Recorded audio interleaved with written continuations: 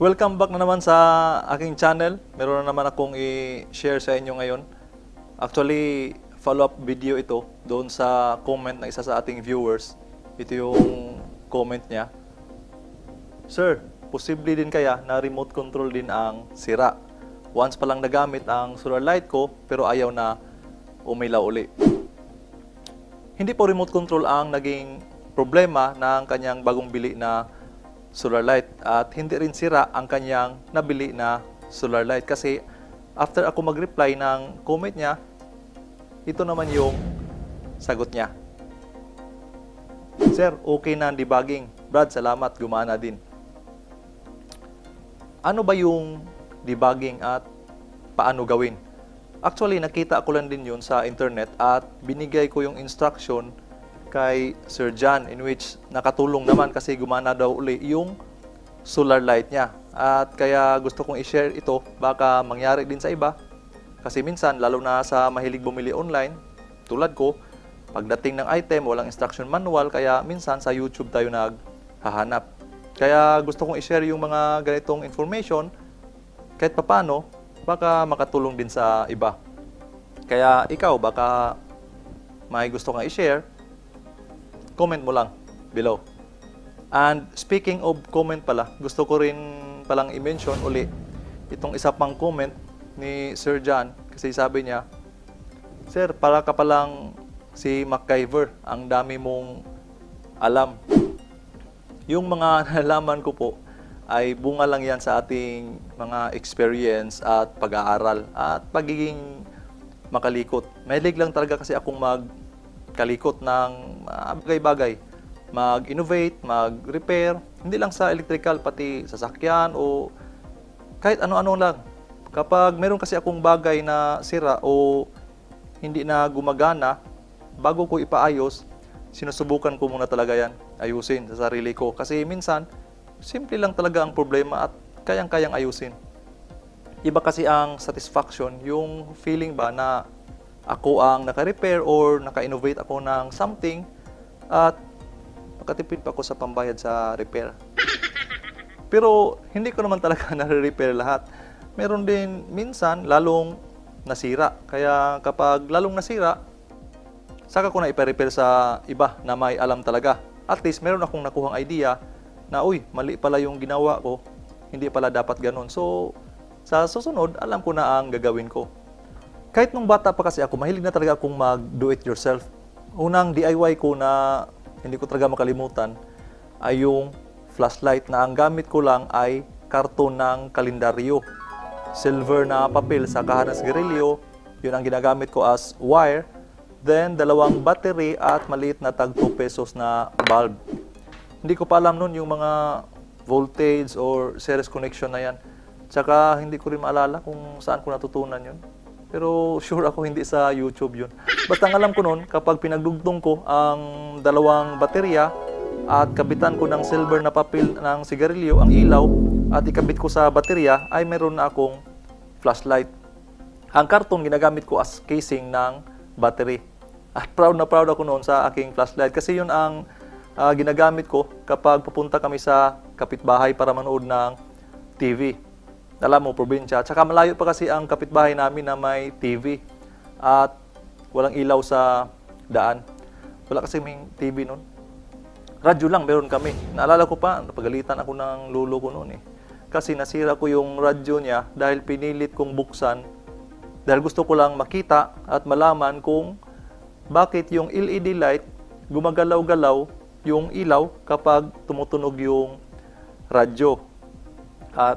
Pero sandali lang. Malayo na tayo sa topic. Napunta na kasi ako sa lulo ko. Baka may mag-comment dyan. Wala ka sa lulo ko. Balik tayo sa topic. Sana nga ako. Wala tuloy ako sa topic.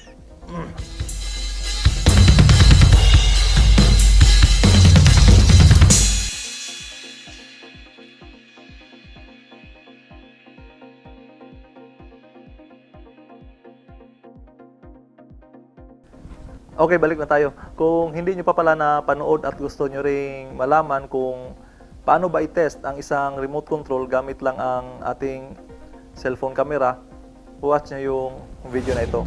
mamaya pagkatapos nyong panoorin itong video na ito. Ilagay ko sa end screen. Dito pa rin banda.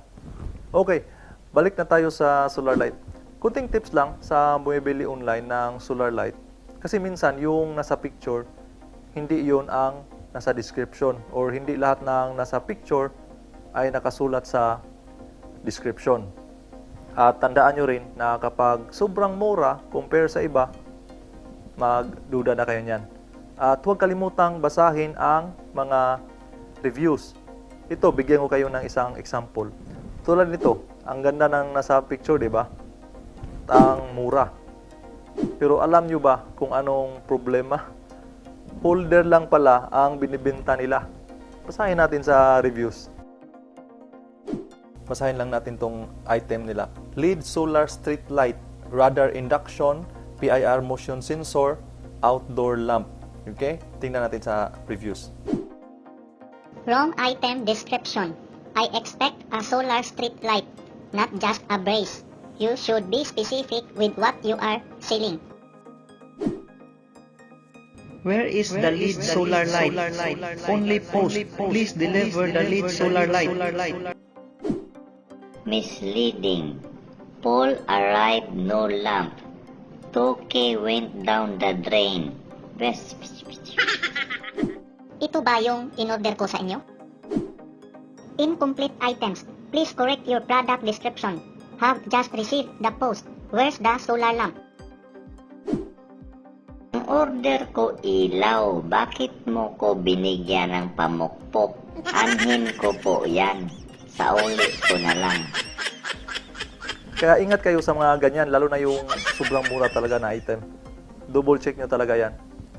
At isa pa, i-video nyo rin ang unboxing kasi at least may ebidensya kayo kung something wrong doon sa dineliver na item. Okay, ano ba yung debugging? Warning muna. Itong instruction na ito ay nabasa ko lang din. Medyo hindi masyadong straight yung pagka-English nito. Para siyang ibang language na ginamitan lang ng translator. Pero maintindihan naman. At ito yun. Yan yung instruction na binahagi ko kay Sir John. Turn on the light control must be in daytime for the board received light. After the light control is turned on during the day, the lights automatically turn on at night. It cannot be opened even in the light control state at night because the board is not exposed to light. It is recommended to debug during the day. Noong nabasa ko ito, hindi ko masyadong binigyang pansin kasi lahat ng nabili ko na solar light gumagana naman kaagad, parang plug and play lang. Kaya nung nabasa ko ang comment ni Sir John, binalikan ko ito at binasa ko ulit.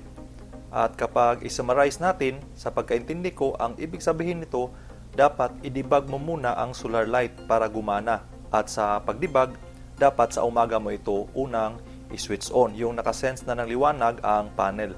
Kasi pag hindi ma-debug, hindi gagana ang solar light sa gabi, according sa instruction na ito. Hindi naman siguro sa lahat, baka sa ibang model lang or depende sa brand. Kaya in case nag-order ka online, then dumating order mo, gabi na, then excited ka, binuksan mo agad, pero pag switch on mo, ayaw umilaw, so try mo lang i-debug kinabukasan. Pero tip ko rin sa inyo para sigurado ka na gumagana talaga pagkatapos mo ma-debug, subukan mong takpan ang solar panel at tingnan mo kung nag-auto-on ang ilaw.